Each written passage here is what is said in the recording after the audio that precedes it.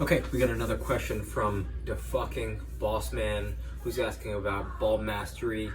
Right, you're signed up for a class, an online class that's telling you to master 25 drills at a time.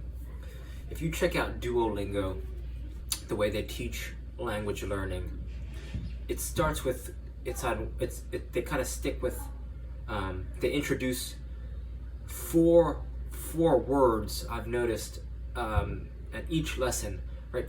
4 words, and out of those four words, they are only drilling about 1 or 2. So you're able to comprehend what all 4 words mean by a combination of word and picture, but they're only drilling about 1 or 2. So I think related to ball mastery, to learn 25 at one time would be a tall order for anyone. I think you got to stick with 1 or 2 at a time. If you're thinking about ball mastery, a simple phrase that you can remember goes outside, outside, inside, outside, inside. So just taking your right foot, if you go outside right, inside right, outside right, inside right, and then transfer to your left foot and go inside or outside, outside, inside, outside, inside, and back to your right foot. This is called a soccer sequence. It's a dribbling sequence. It'll help you develop your ball mastery skills because it's a foundation that you can grow other skills with, right? So you can go outside, outside, inside, outside, scissor. Outside, outside, inside, outside, step over.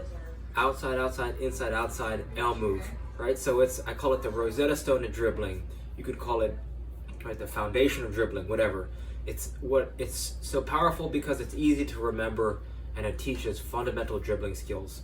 So for those reasons, you can combine that with what you're already learning. So let's say they teach you shuffles, right? Passing in between your feet, right? The insides of both your feet.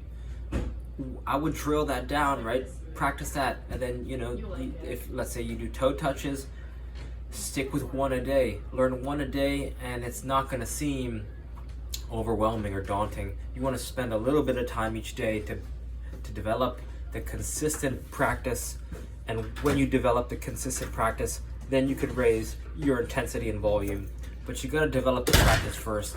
So that's why I think 25 in 1 day seems like way too much. I mean, unless you have infinite money and you don't have to worry about work or school or whatever, and you could just spend hours drilling ball mastery skills, okay, different story. But for your average person who's got to go to work and has school, or taking care of kids, or doing chores, 1 a day is plenty that you can drill down. Even when you wake up, you warm up, you do your ball mastery drills, you're working your juggling, you're doing your jump roping.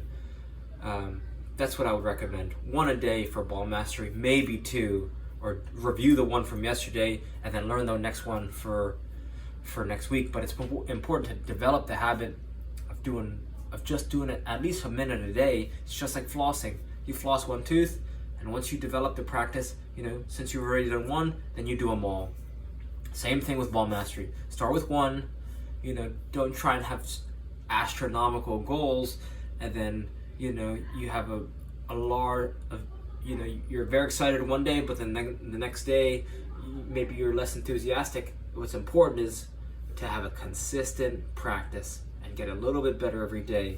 Just show up for your training and do a little bit each day. Have low, not a little bit of effort, or I'm sorry, not a lot of effort. A little bit of effort can create huge results, huge return, and a lot of impact. So I hope this helps, and reach out with any questions. All right, thank you.